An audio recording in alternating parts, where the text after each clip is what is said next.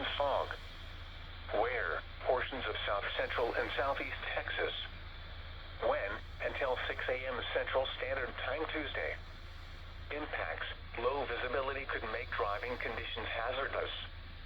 If driving, slow down, use your headlights, and leave plenty of distance ahead of you. The forecast for Galveston and the surrounding area.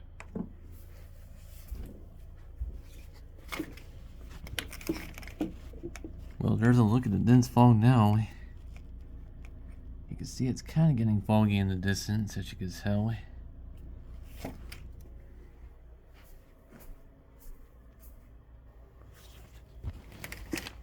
There's a little bit of dense fog in the distance.